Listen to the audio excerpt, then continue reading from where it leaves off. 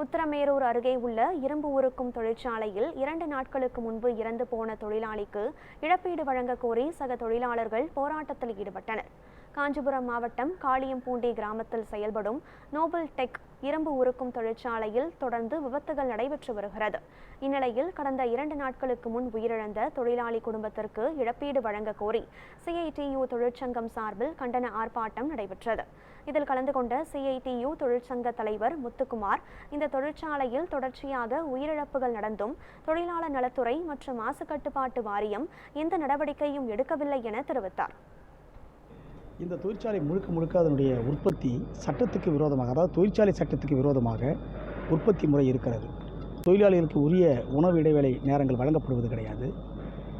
அங்கு பழைய இரும்புகளை எல்லாம் அவங்க கலெக்ட் பண்ணி அதுக்குள்ளே இருக்கக்கூடிய கேஸை ரிலீஸ் பண்ணாமலேயே அவங்க மீண்டும் அதை உருக்குகிற போது ஏற்படக்கூடிய விபத்துகள், இதில் மட்டுமே கிட்டத்தட்ட 17 பேர் இதுவரையிலும் இறந்திருக்கிறார்கள்.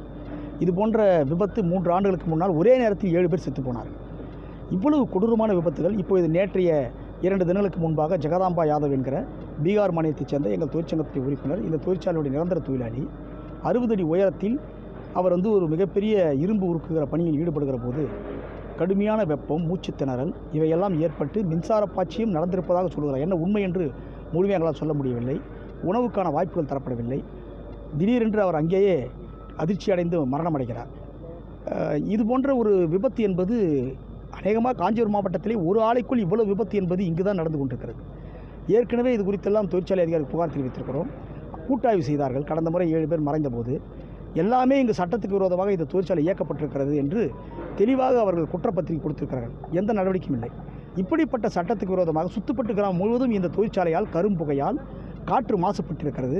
நிலங்கள் முழுவதும் கருப்பாக மாறி இருக்கிறது. விவசாயம் நாசமாகி இருக்கிறது. இயற்கைக்கு எதிராகவும் ஒரு கொடூரமான தாக்குதல் இந்த நிறுவனம் செய்து கொண்டிருக்கிறது. இங்கு இருக்கிற மக்களுடைய நுரையீரல் உட்பட எல்லா உடல்களும் கடுமையாக நோய்வாய்க்கு உட்பட்டிருக்கிறார்கள்.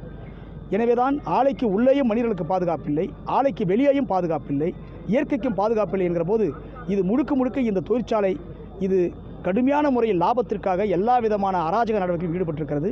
உரிய நியாயம் வழங்கவில்லை என்று சொன்னால் நாங்கள் வேலை நிறுத்தம் உட்பட பல போராட்டங்களுக்கு செல்ல வேண்டியிருக்கும். அரசும் மாவட்ட ஆட்சியரும் காவல்துறையும் இந்த தொழிற்சாலை சட்டத்துக்கு விரோதமான நடவடிக்கைகளுக்கு எதிராக உரிய நடவடிக்கையும் குற்றவாளிகளுக்கு தண்டிக்கப்பட வேண்டும் என்று நாம் கேட்டுக்கொள்ள விரும்புகிறோம்.